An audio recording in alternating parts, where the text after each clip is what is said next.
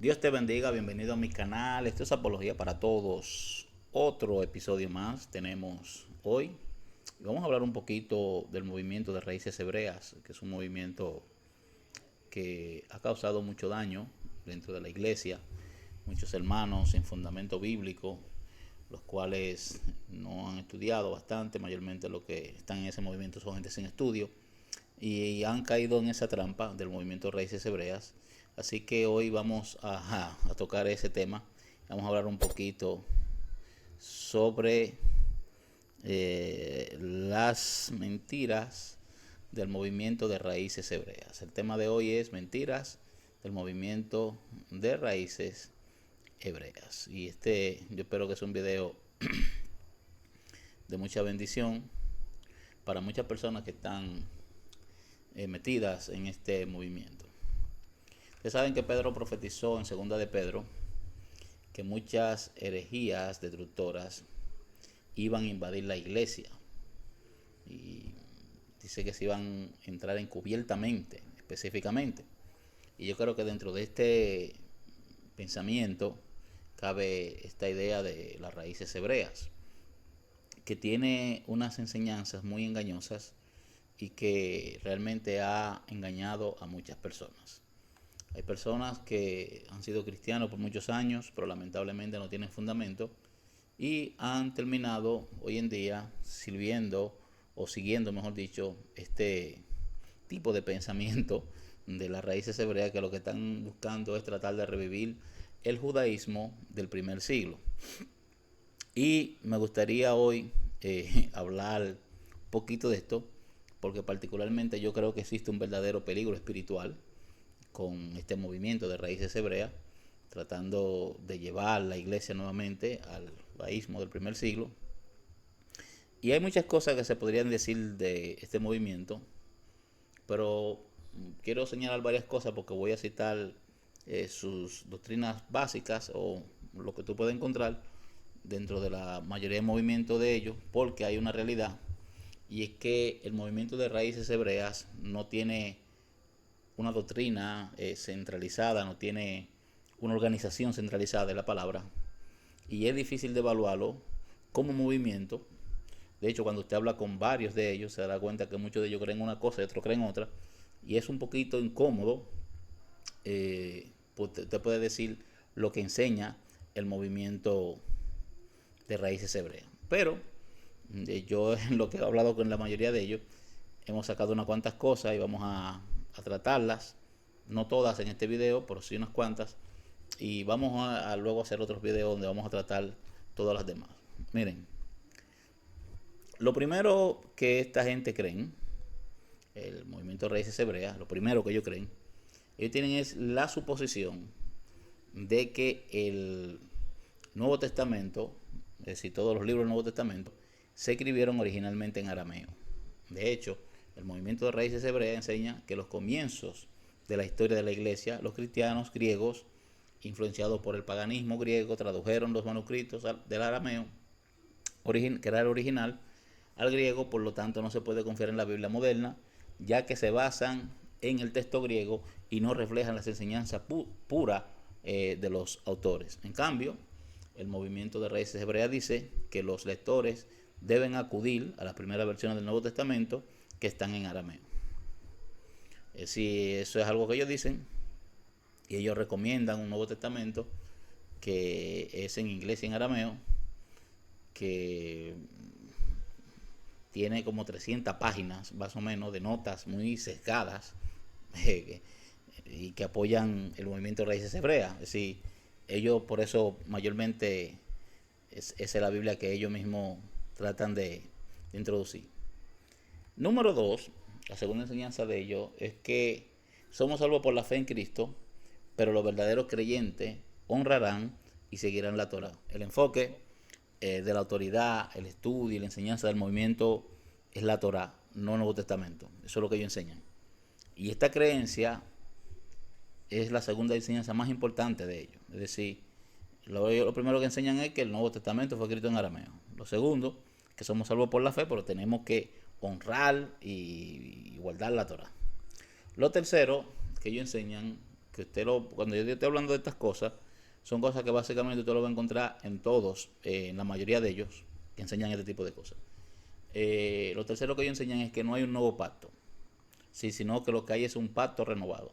Hebreo 8, 9, no habla, según ellos, de ningún nuevo pacto. En cambio dice que es un pacto renovado en el que las leyes de la Torá están escritas en el corazón del hombre. Número 4, es importante utilizar los nombres sagrados hebreos y arameos de Dios, como Yahweh, Elohim, Yeshua. El Espíritu Santo es el Ruach HaKodesh. Y algunos enseñan que el Espíritu Santo es un miembro femenino de la familia celestial, aunque eso es una minoría que enseña eso. De manera similar, también deben utilizar los nombres en arameo de los autores. Ejemplo, para Pablo es Shaul y Juan es Yoshanan. Entonces, así que ellos interpretan. También la enseñanza número 5 es que es necesario guardar todos los sábados y las fiestas de la Torá. Es decir, ellos son sabatistas. Número 6, la observancia del domingo es la marca de la bestia. Esta creencia es cierta, al menos para muchos que se han unido en ese movimiento. Número 7, el movimiento de raíces hebreas enfrenta a Jesús contra Pablo. Las palabras de Jesús sobre la ley son más importantes que las enseñanzas de Pablo. O sea, para ellos no hay este cambio, ¿verdad?, de ley a gracia, sino que simplemente es una continuación. Número 8, Mateo 5, 17 al 19 es un texto clave en el movimiento de raíces hebreas. Yeshua en ningún momento dijo que ni la Torá o los profetas habían cesado.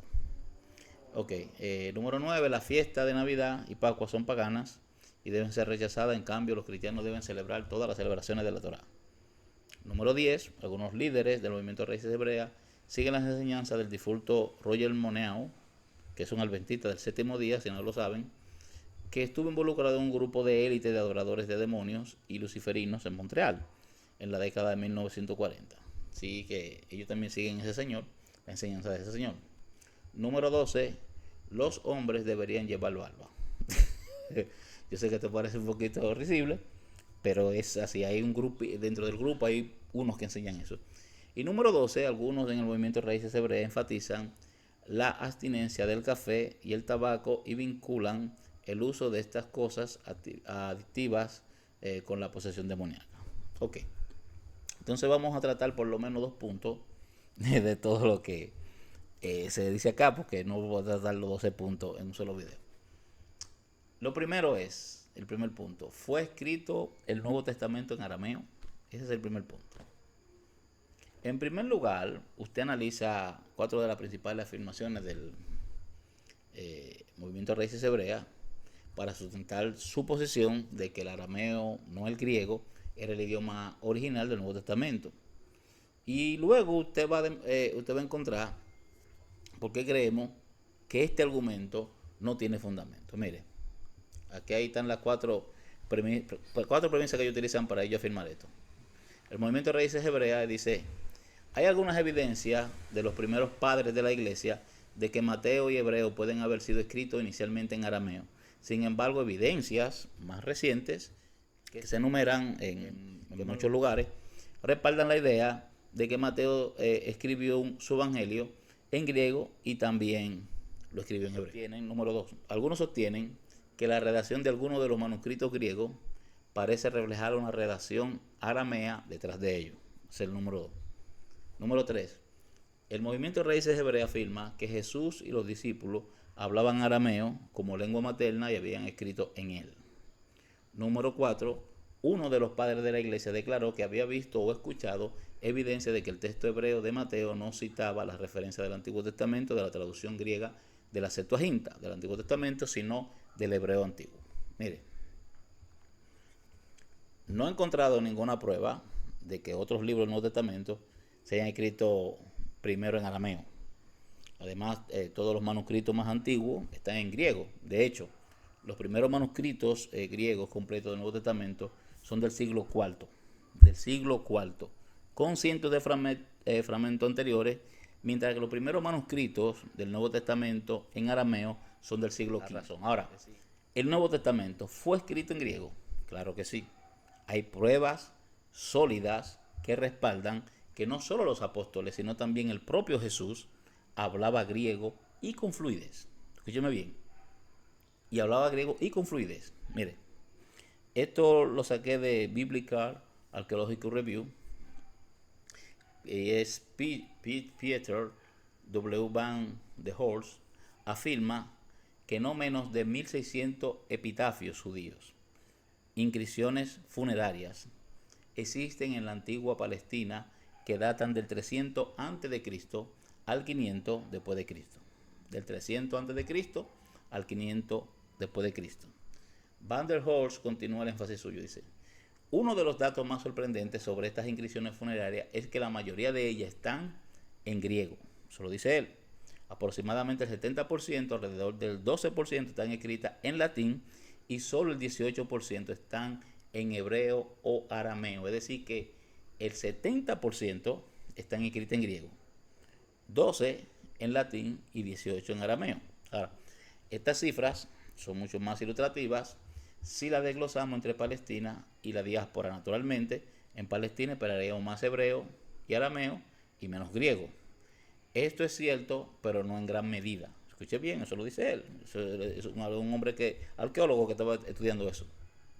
Incluso en Palestina, aproximadamente 2/3 de estas inscripciones están en griego. Es decir, básicamente una cantidad considerable. Al parecer, para una gran parte de la población judía, el idioma cotidiano era el griego, incluso en Palestina, y este es un testimonio impresionante del impacto de la cultura helenística sobre los judíos de su país de origen, por no hablar de la diáspora. En la propia Jerusalén, aproximadamente el 40% de las inscripciones judías del periodo del primer siglo, antes del 70 después de Cristo, están en griego. Fin de la cita. Ok. Como usted se da cuenta por lo que acabo de leer, el griego era de uso generalizado y básicamente en todo el Imperio Romano, y su uso estaba muy extendido en todo Palestina en esa época. ¿Y qué decir de Jesús y los apóstoles? Ellos también hablaban griego, y esto era como segunda lengua, y esto es claro, y lo voy a enseñar aquí. Mire, yo voy a enseñar aquí una evidencia de que Jesús podía hablar griego. Mire, los 4 evangelios, no uno ni dos, los 4 evangelios muestran a Jesús conversando con Poncio Pilato. Pilato era el prefecto romano que estaba en Judea, en el momento específicamente del juicio de Jesús, o en el tiempo en que Jesús ejerció su ministerio. Incluso, si usted permite que estos relatos estén adornados literalmente, no cabe duda de que Jesús sostuvo algún tipo de conversación con Pilato. Ahora yo pregunto, ¿en qué idioma conversaron Jesús y Pilato? ¿En qué idioma hablaron Jesús y Pilato? No se menciona en el pasaje bíblico ningún tipo de intérprete. Y puesto que es poco probable que Pilato, un romano de verdad con cierto nivel, alta alcurnia, pudiera hablar arameo o hebreo, la respuesta es obvia, y es que Jesús habló griego. Eso es sencillo, Jesús en su juicio habló griego. De hecho, el padre de Jesús estoy hablando del padre terrenal, era un hombre de negocios. Hay gente que dice que era carpintero y otros en estudios recientes indican que él pudo haber sido albañil. Eso está en discusión, eso no creo que sea relevante. Pero según lo que dicen, si él era albañil, y dado que los edificios de Israel estaban construidos con piedras y roca, es probable que Jesús trabajara como albañil también, en lugar de carpintero. Y probablemente pasó horas ayudando a su padre terrenal y dar forma y cortar piedras y ese tipo de cosas. En cualquier caso, el idioma de los negocios en esa zona y en esa época era principalmente el griego koiné. El griego koiné era el idioma de los negocios. No es difícil creer que Jesús conociera el griego en su juventud. Además, Nazaret era una ciudad de Galilea que estaba mucho más cercana a las regiones gentiles que a Judea. Entonces, creo que es simple entender esto también. En su ministerio, Jesús a menudo utilizó la palabra hipócrita para describir específicamente a los fariseos y saduceos. Usted lo ve en Mateo 23, y que utiliza la palabra hipócrita en contra de ellos. Y la palabra hipócrita proviene de la palabra griega hipócrates. Hipócrates es una palabra compuesta con la proposición griega hipo, que es para abajo, y cretes, que significa juicio. Esta forma está totalmente ausente en las lenguas semíticas. Es decir, este tipo de palabra no se utiliza en las lenguas semíticas. La palabra hipócrates significa el que responde, es decir, el que siempre tiene una respuesta o excusa. Pero con el tiempo llegó a significar no solo expositor o intérprete, sino orador, actor de teatro o alguien que habla detrás de una máscara dramática. Fíjese, aquí entonces la palabra hipócrita era familiar en las audiencias de Cristo y no tiene equivalente en hebreo. Entonces, ¿cómo Jesús le está diciendo hipócrita si solamente se hablaba arameo? Es decir, porque no hay una equivalencia en el idioma arameo. Él está utilizando una palabra griega específicamente. Ahora, en Marcos 7, del 24 al 30, tenemos el relato de una mujer gentil de raza sirofenicia que insistía en pedirle a Jesús que expulsara el demonio de su hija. Su comunicación en varias frases, sin indicar que había un intérprete tampoco, el pasaje, nos brinda una idea de que Jesús también hablaba griego, porque esta mujer no habló en otro idioma que no sea el idioma común para todos. También en Juan 12, del 20 al 23, tenemos este registro. Entre los que subían a adorar la fiesta, habían algunos griegos. Estos se acercaron a Felipe, que era de Betsaida, de Galilea, y comenzaron a pedirle: Señor, queremos ver a Jesús. Felipe fue y se lo dijo a Andrés, y Andrés y Felipe fueron y se lo dijeron a Jesús. Jesús le respondió: ha llegado la hora de que el Hijo del Hombre sea glorificado. Ahora, de esto usted puede inferir que Felipe sabía griego y probablemente se comunicaba en griego, al menos durante algún tiempo. En el grupo de discípulos de Jesús también podemos inferir que Jesús habló con estos griegos que lo estaban buscando. Otro incidente que implica que Jesús hablaba griego lo encontramos en Mateo 8, del 8 al 13. El centurión le respondió: Señor, no soy digno de que entres bajo mi techo. Basta con que digas una palabra y mi criado sanará. Yo también estoy bajo autoridad y tengo soldados a mis órdenes. Y este le dijo: ve, y va a otro: ven, y viene, y mi siervo hace esto y lo hace. Al oír esto, Jesús se maravilló y dijo a los que le seguían: les aseguro que no he hallado en ningún israelita una fe tan grande. Les aseguro que muchos vendrán del oriente y del occidente y se sentarán a la mesa con Abraham, Isaac y Jacob en el reino de los cielos, pero los hijos del reino serán arrojados a las tinieblas de afuera. Allí será el llanto y el crujir de dientes. Jesús le dijo al centurión: ve, y como creíste te será hecho. Y el criado quedó sano en aquel mismo momento. Vuelvo y pregunto: ¿en qué idioma hablaron Jesús y el centurión? ¿Habló el centurión en arameo? Es muy poco probable. O en hebreo, muy poco probable. Yo creo que es nula, básicamente, la probabilidad. Pero vamos a decir muy poco para no cerrar. Pero lo que sí es probable, que sea un 99.9%, era que Jesús sabía griego. Y fue en griego que hablaron. La mayoría de citas también utilizadas por Jesús en los evangelios son citas de la Septuaginta, que estaba escrita en griego, no del antiguo hebreo. Mire, de los lugares donde el Nuevo Testamento cita al Antiguo Testamento, la gran mayoría son de la versión de la Septuaginta. La gran mayoría. Los autores protestantes enumeran que hay 340 lugares donde el Nuevo Testamento cita la Septuaginta, pero solo 33 lugares donde cita el texto masorético en lugar de la Septuaginta.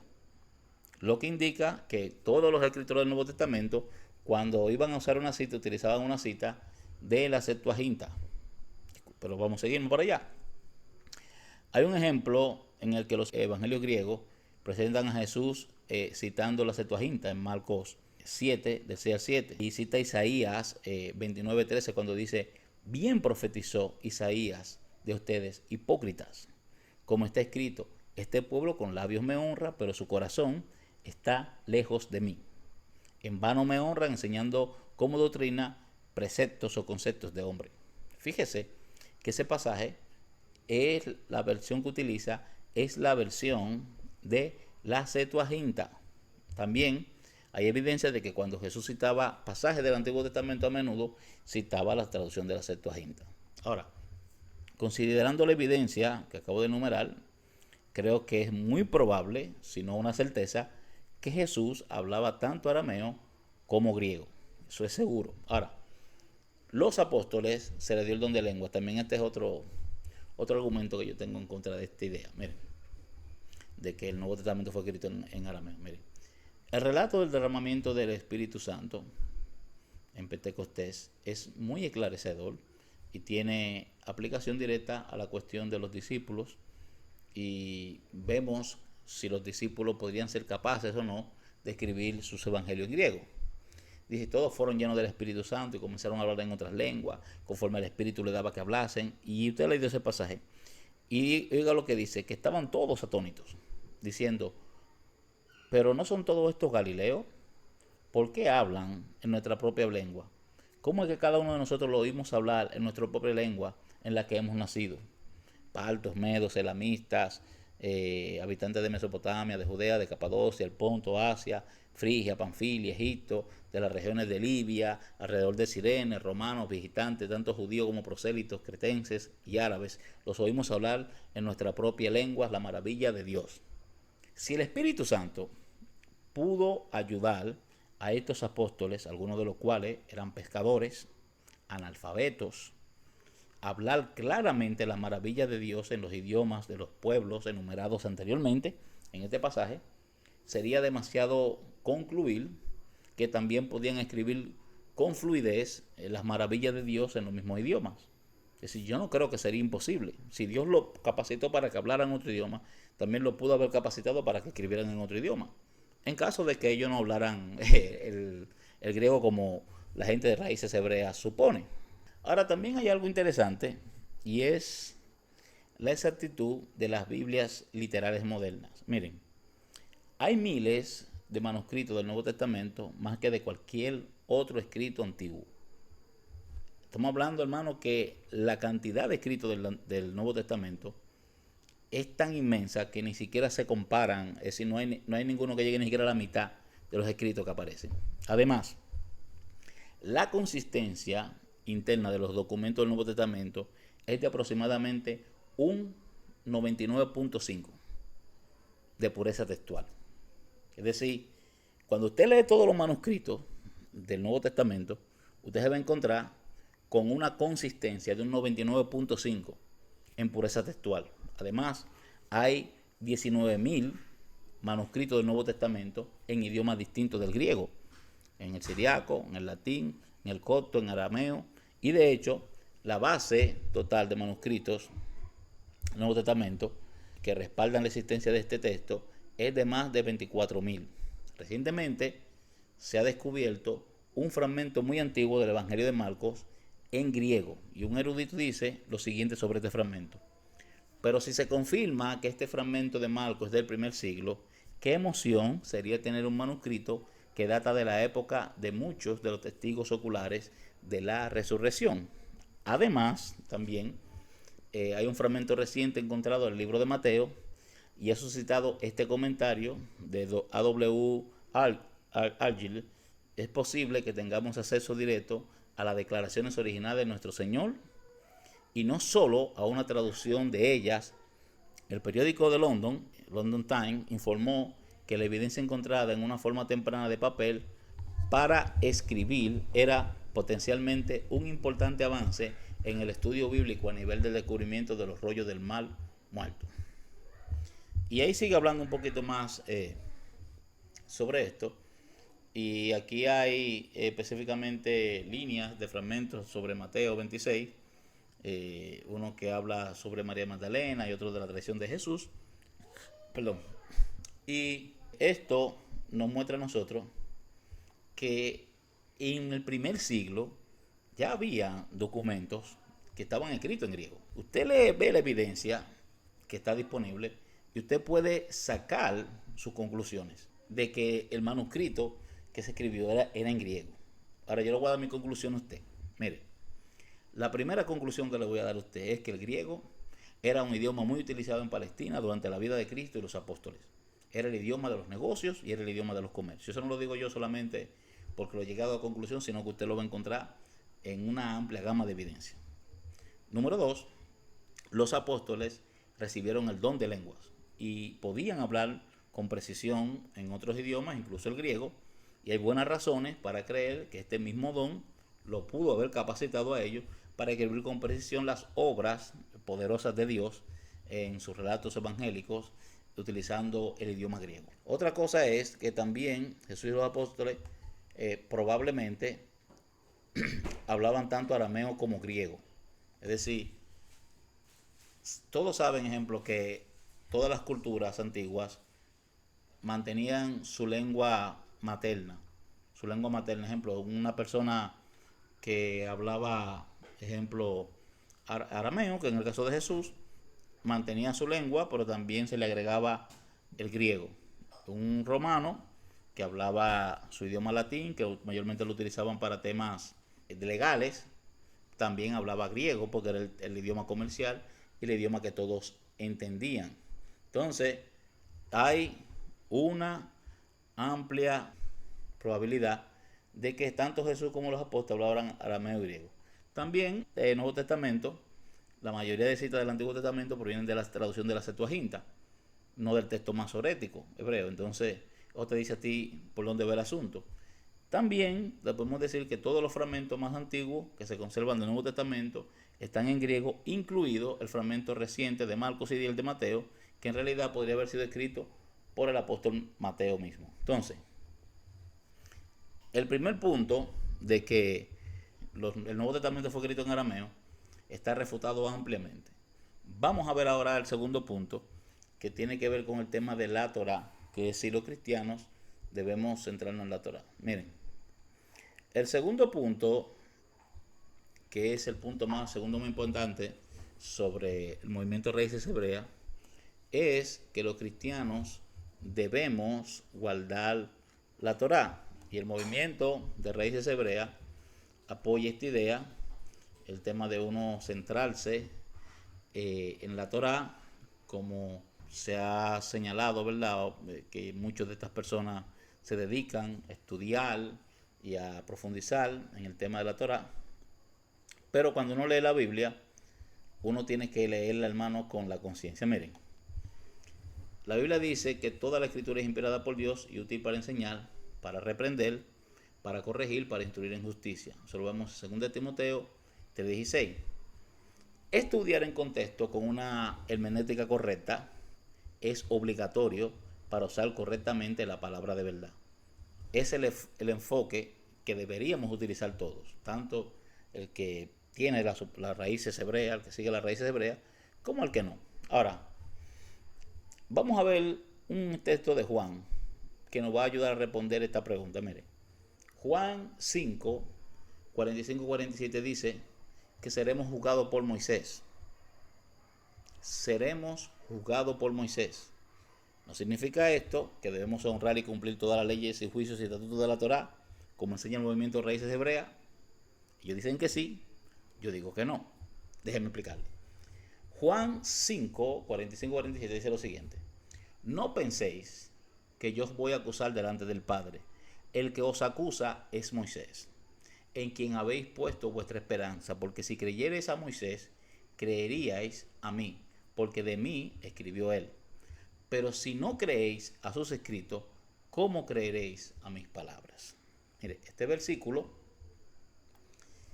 brinda una información sumamente valiosa. Y es obvio que Jesús no presenta a Moisés como un salvador, sino como un juez. Por lo tanto, la pregunta inicial es válida.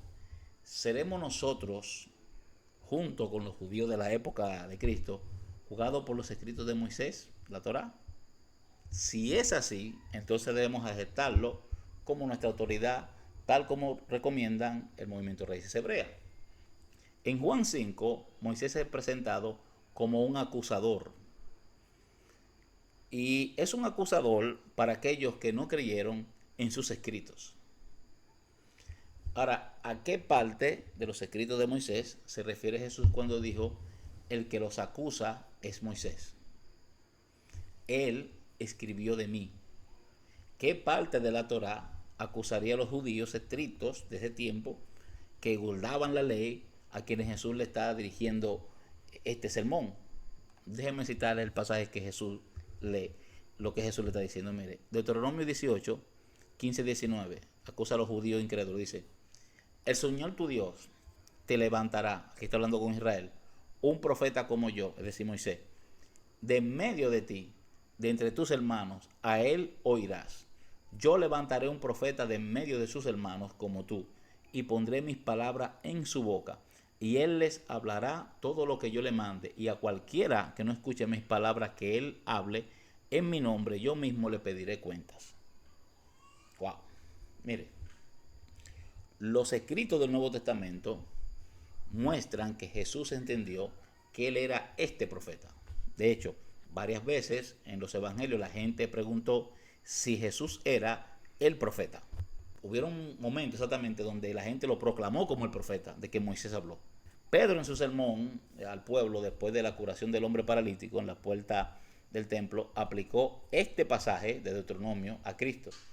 Y dice así: pero Dios ha cumplido así lo que antes anunció por boca de todos sus profetas, que Jesucristo había de padecer. Moisés dijo: el Señor Dios os levantará un profeta de entre vuestros hermanos como yo. A él oiréis en todas las cosas que os hable, y toda alma que no escuche a aquel profeta será exterminada del pueblo. Eso es Hechos capítulo 3, 18, también versos 22 y 23. Cuando Pedro cita este pasaje, lo habló delante del pueblo, pero cuando Lucas lo escribe, Lucas se basa en la Septuaginta, la traducción griega de las escrituras de las escrituras hebreas.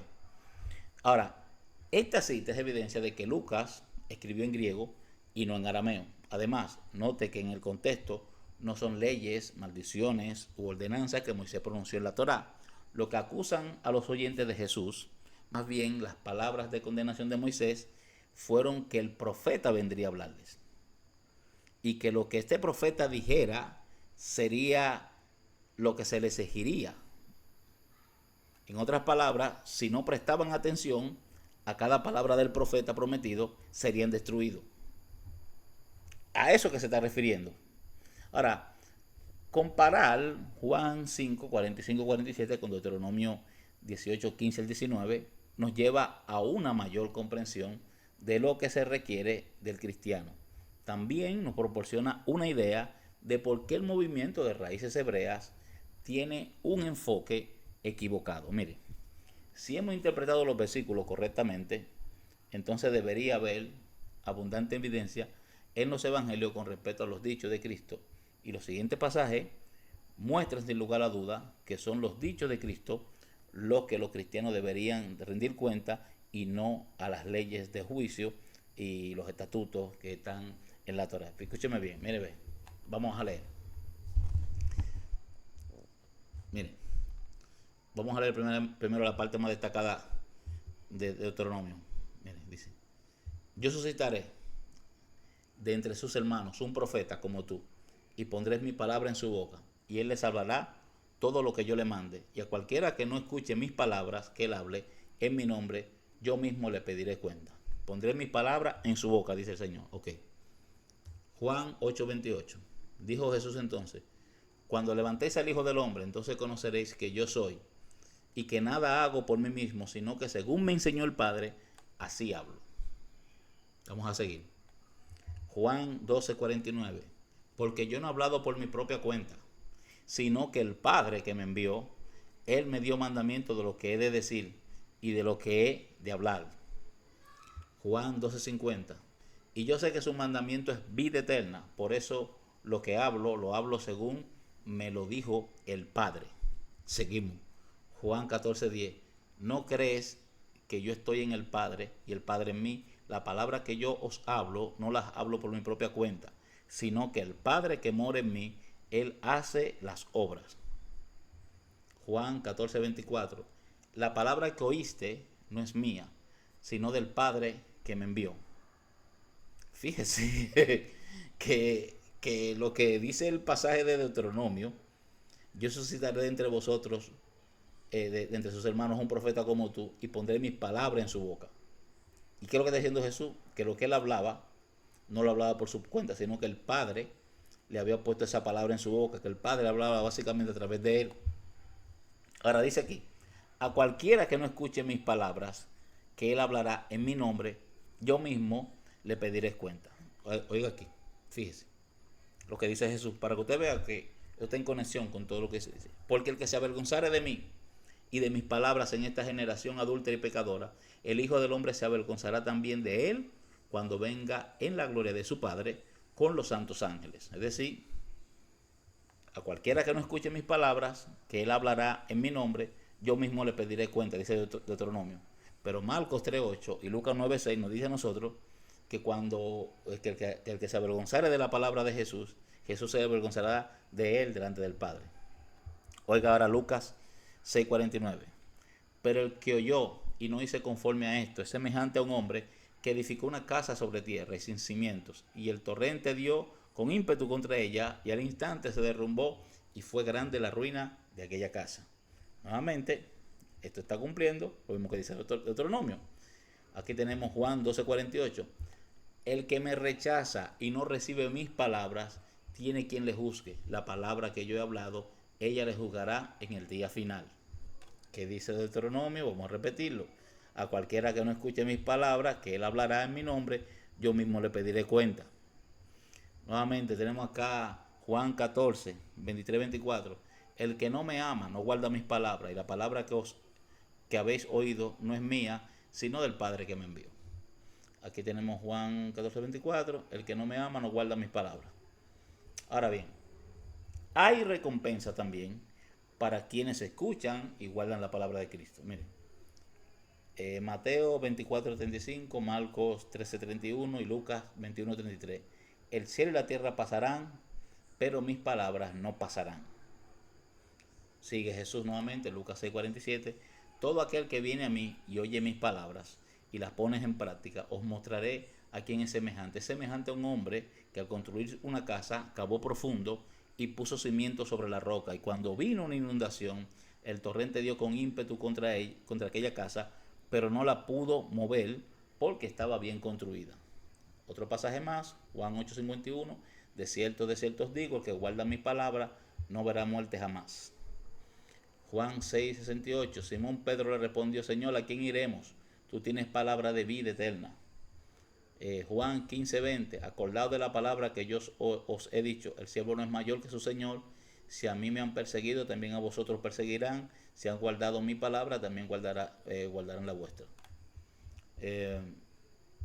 Hay más pasajes bíblicos aquí. Juan 5:24. De cierto os digo, el que oye mi palabra y el que cree en que me envió, tiene vida eterna y no vendrá condenación, mas ha pasado de muerte a vida.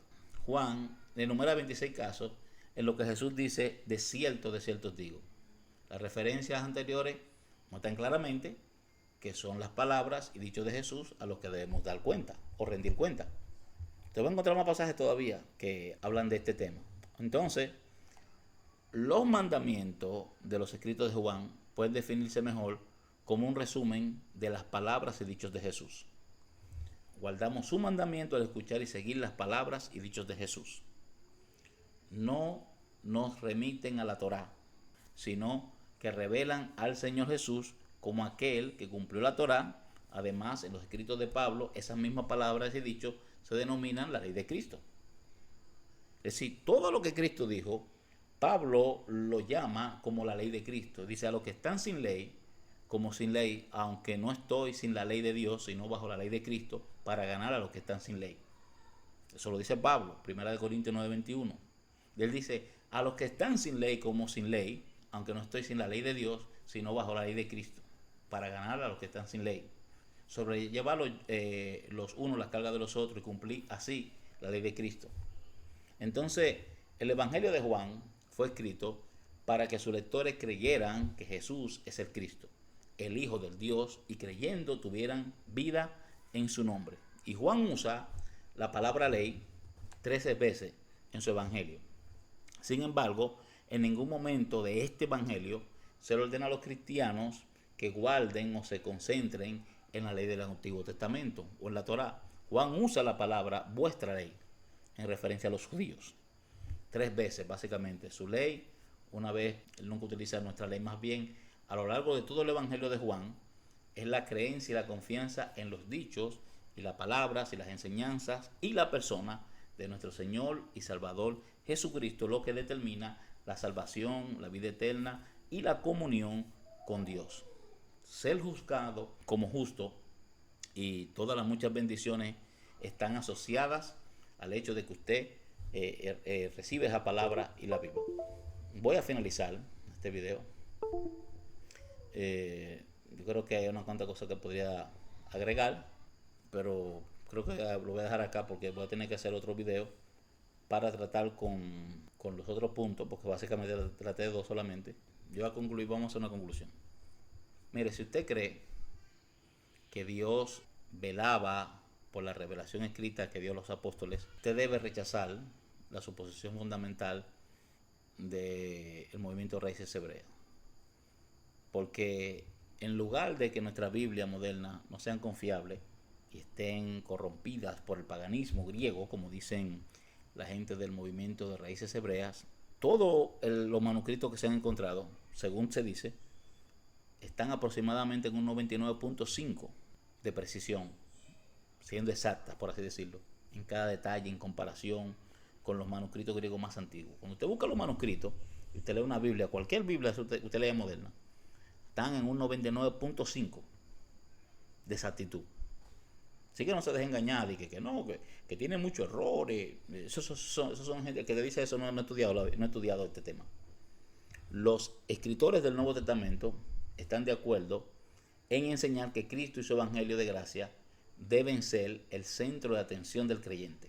Mire, lea la Biblia sin sesgo y usted se dará cuenta que el Nuevo Testamento, el enfoque es Cristo, es la enseñanza de Cristo, es el Evangelio de Cristo, porque Jesús básicamente produjo un cambio importante en la historia de la salvación. Los cristianos no somos juzgados por las leyes o estatutos o juicios de la Torá, sino por la expiación completa provista en la cruz del sacrificio perfecto de nuestro Señor Jesucristo. La Torá era una sombra que apuntaba hacia Jesús. Ahora la realidad misma ha llegado y vivimos eternamente solo en Él, y Él ha cumplido la ley. Aleluya. Yo espero que este video te sea de bendición.